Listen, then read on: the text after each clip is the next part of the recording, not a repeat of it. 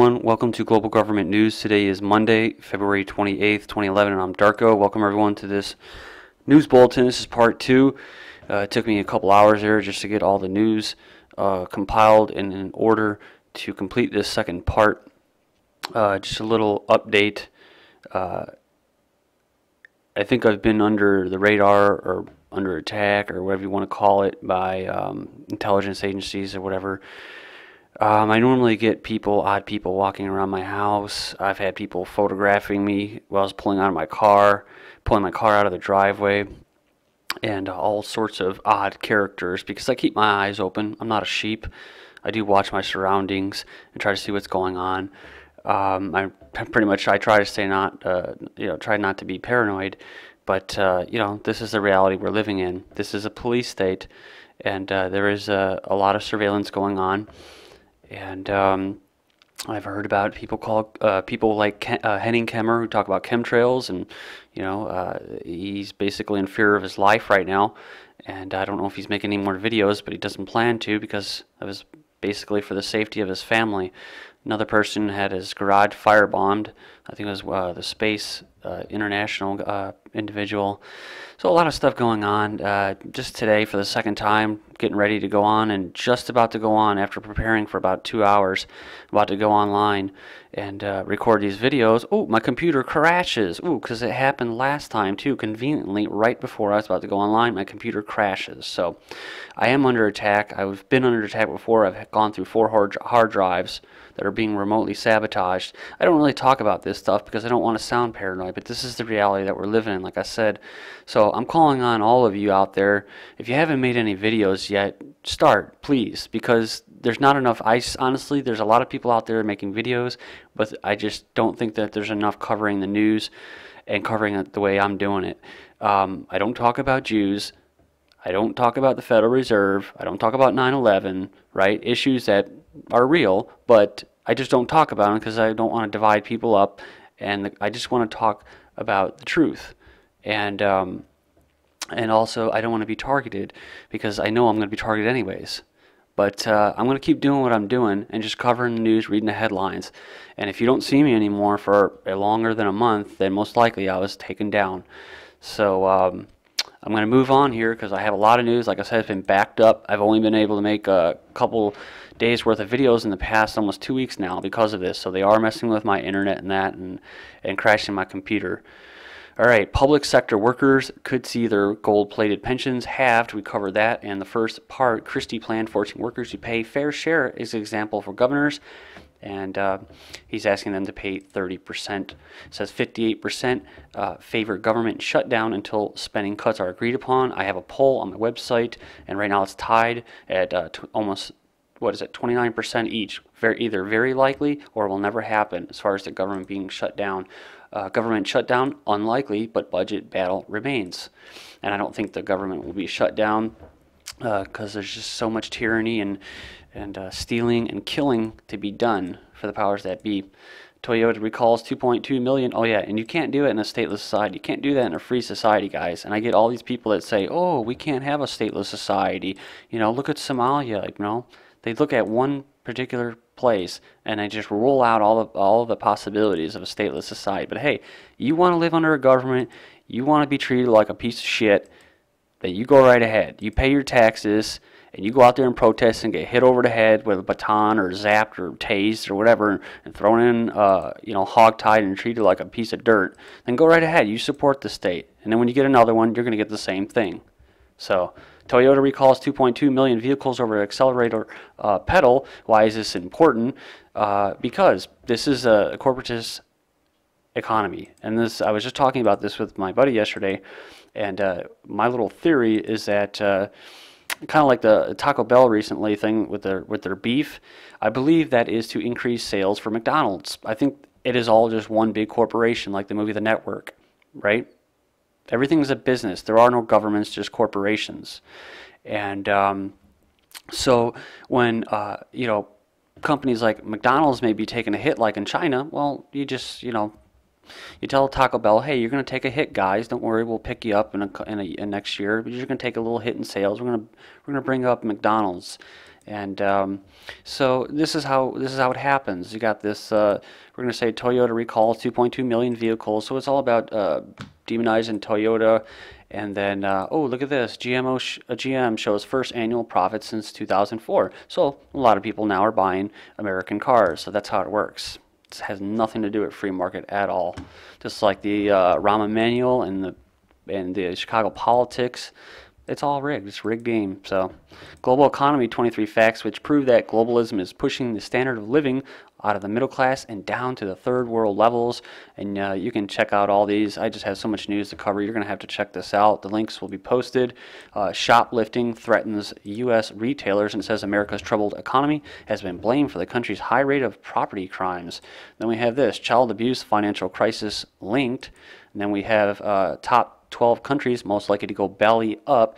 And then basically we have Belgium and France, Sweden, Germany, Hungary, Denmark, Austria, UK, Finland, and Greece. Japan at number 9 is the only other country not in Europe within the highest risk category. So this is the big news going around mainstream media today. Bernie Madoff, the whole government is a Ponzi scheme. Bankers should be convicted, Swindler tells New York Magazine. And you can go in there and check that out. We have this, UN Security Council imposes sanctions against Libya, then Turkey opposes sanctions against Libya. And then we'll have this, U.S. says $30 billion of Libyan assets have been blocked. Gaddafi says Air Force bombed only military sites, says ABC, and he denied using the Air Force to attack protesters, but says planes have been bombing military sites and ammunition depots, ABC television network reported. And we have this, U.S. mauls military attack on Libya, that's from the 28th. Clinton says it's time for Gaddafi to go. So they supported, this was their puppet, they supported him, and now they're done with him, and they're going to transition the Middle East and complete their world government, dump the dollar, and this is all being done by design, just, you know, just like the implosion of the economy and the housing crisis, all by design. So if you lose your property, and you won't have any money to afford fuel, so you won't have any car, be useless. U.S. and Europe set up preparations for intervention in Libya. Then U.S. closes embassy in Libya. U.S. moves warships closer to Libya, freezes assets. Iran urges U.S. to withdraw warships. Oh, and here we go. Clinton, U.S. sending aid teams to Libya's borders. But here we go. White House condemns intimidation by Iran. Then more military anti-Iran PR. Regime change ripe in Iran, says former military officials. IAEA says gets info on possible Iran military work. And if you move down here, the UN Atomic Watchdog has received new information regarding allegations that Iran may be seeking to develop a nuclear-armed missile. The agency said in a report, voicing deepening concern about the issue. So the attack on Iran is back on the table. And then once, of course, Saudi Arabia gets into the protesting, it could be it for them, for Iran and Saudi Arabia. And set back Iran to unload fuel from nuclear plant. They say it's for safety reasons, but it could be because they're scared that they're actually going to get attacked. UN report clarifies Iran nuclear work. The latest report by the UN Nuclear Agency has confirmed for the 26th time that the non-diversion of Iran's nuclear program towards military purposes, Tehran's IAEA envoy says. And you can go in there and check that out. It says, he says the latest report was an answer to, quote, those who have belligerent approaches.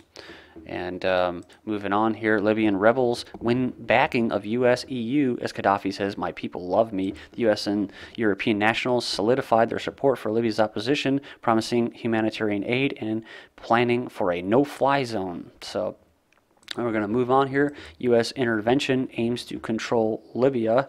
And it says here the objective of U.S. intervention in Libya is to contain the revolutionary upsurge of the masses and have a forward base for introducing troops. And it goes down here, and it says it also raises the question of whether the U.S. and NATO are pushing for a civil war in Libya in order to justify military intervention. Well, of course they are.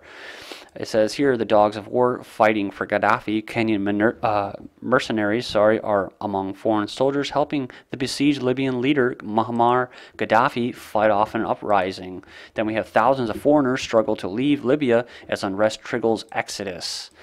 More than 20,000 Chinese nationals evacuated from Libya, and here's a picture of them leaving.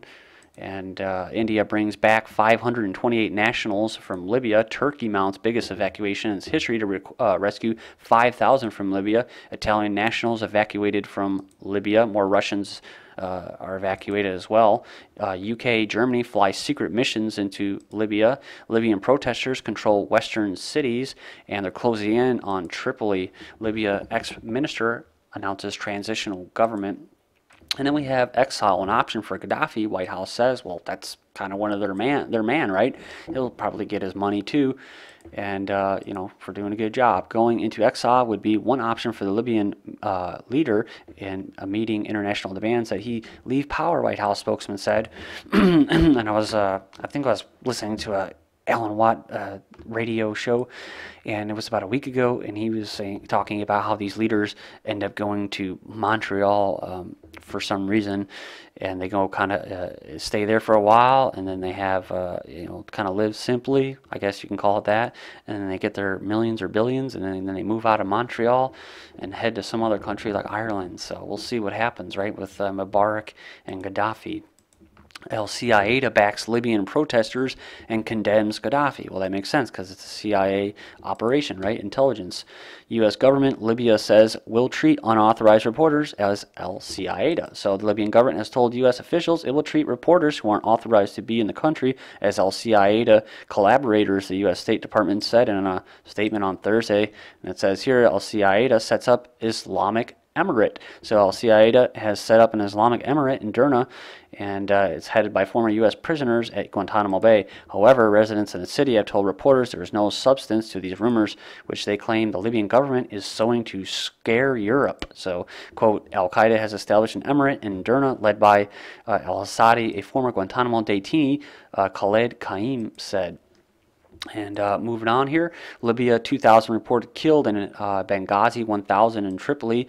Venezuela says U.S. allies fomenting Libya's violence, and U.S. admits military aid to Yemeni region, so they're pumping cash in there.